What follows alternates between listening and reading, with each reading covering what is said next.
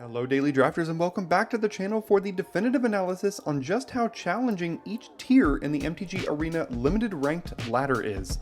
That's right, we all spend a varying degree of time in various positions on the ladder, but just how competitive is each ranking?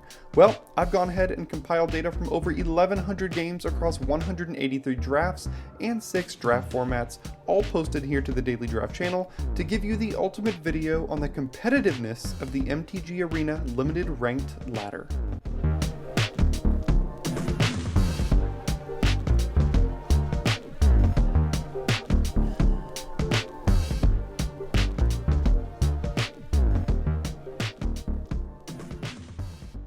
Let's start at square one. How does the rank system on Magic the Gathering Arena work exactly? Well, if you're a seasoned veteran at drafting, you can go ahead and check the timestamps below to skip this section. But if you're relatively new to drafting on Arena, you start unranked if you've never drafted before. Otherwise, the lowest rank you can be is Bronze 4. Each of the rankings, Bronze, Silver, Gold, Platinum, and Diamond, have 4 tiers within them before you jump up to the next ranking. Without getting too deep into the weeds, I'll throw up a table now about each of the rankings, what you need to advance to the next ranking, what causes you to lose ranks, and how many steps are needed to advance within a tier of each of the rankings. For example, in Bronze, if you win a game, you will gain 2 steps within Bronze 4. You need to accumulate 4 steps within Bronze 4 to be promoted to Bronze 3. Also, you'll see that if you lose a game while in any of the Bronze tiers, you won't actually lose any steps in your progress. The rest of this table explains how this process works with the rest of the non-mythic rankings, so feel free to pause it now if you'd like to have a longer look. Now that we have an idea of how the limited rankings system works on Arena, let's dive into some of my personal statistics about how competitive each of the ranks and tiers have been for me. Remember that all of the data presented in this video is compiled from draft videos posted here to the Daily Draft channel across 183 drafts and a total of 1,118 games of Magic.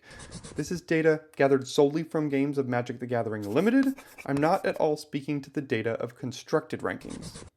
To start, in those 1,118 games, I have won 633 games and lost 485 games, putting my overall win percentage at 56.6%. Remember that number? Because now we're going to take a look at how my win percentage differed among each of the ranking tiers.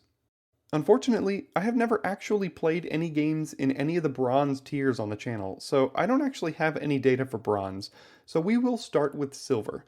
In Silver 4, the lowest tier I have data for in this analysis, I have played a total of 7 games. My record in those games is 4-3, and my win percentage in Silver 4 sits at 57.1%, 0.5% higher than my overall win percentage. As we progress here, you'll notice that some of these tiers have very small sample size, but I'll still provide you with the data, just know that you'll need to take it with a grain of salt. In Silver 3, I have played a total of 3 games. My record in those games is 3-0, putting my win percentage at 100%, 43.4% higher than my overall win percentage. If only I could play all of my games in Silver 3, am I right? In Silver 2, I have played a total of 5 games. My record in those games is 3-2, putting my win percentage at 60%, 3.4% higher than my overall win percentage. In Silver 1, I have played a total of 12 games. My record in those games is 11-1, putting my win percentage in Silver 1, the highest tier within the Silver ranking, at 91.7%, 35.1% higher than my overall win percentage. After I progress out of Silver, I then hit Gold 4, and in Gold 4 I have played a total of 48 games.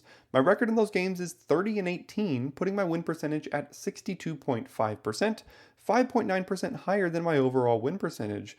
This is really the first tier that produces a viable sample size to work with, as will the rest of this dataset. In Gold 3, I have played a total of 54 games. My record in those games is 35-19, putting my win percentage at 64.8%, 8.2% higher than my overall win percentage.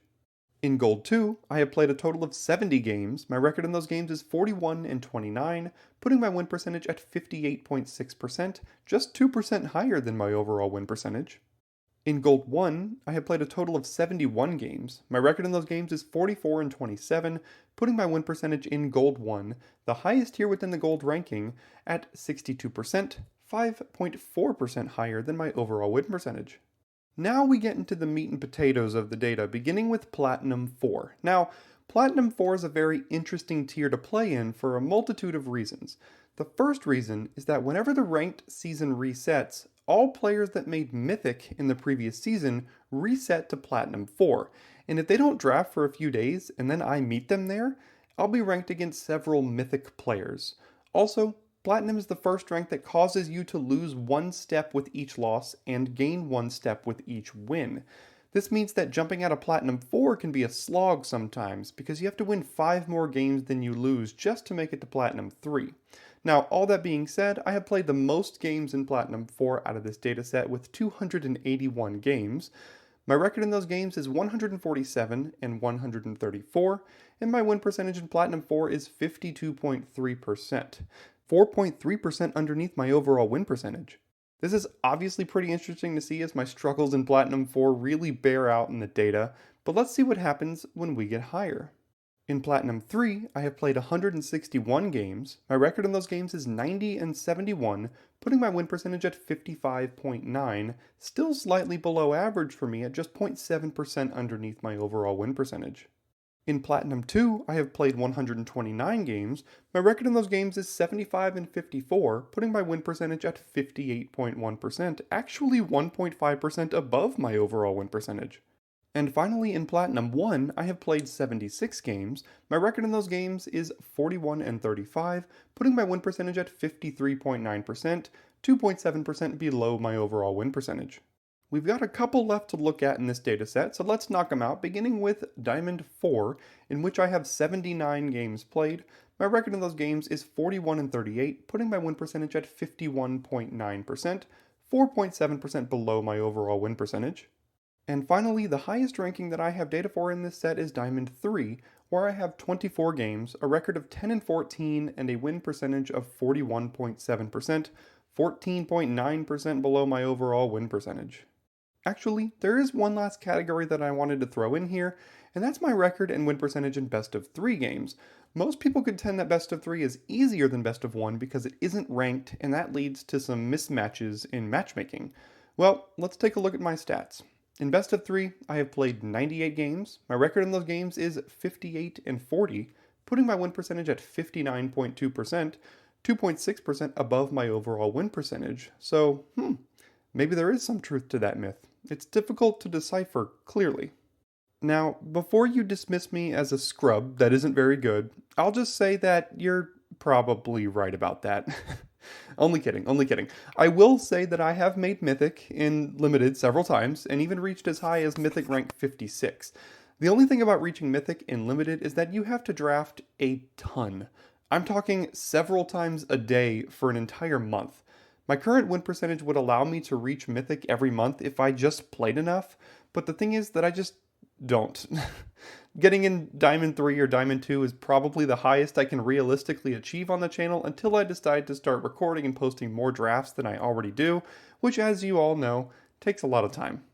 All of that being said, let's take a look at the data presented in a different way. Now, this graph you see now shows my win percentage in each of the tiers as they progressively get more and more difficult. You would technically expect anyone's win percentage to be at a steady decline as they got higher and higher in the rankings, right? Well, take a look at this section between Platinum 4 and Platinum 2. It actually steadily increases for a moment before continuing the decreasing trend. This is likely contributed to the reasons I mentioned before about Platinum 4 and why it's such a unique tier, but if you find yourself stuck in Platinum 4 as well, just know that you're not alone. Now, why exactly am I showing you all this?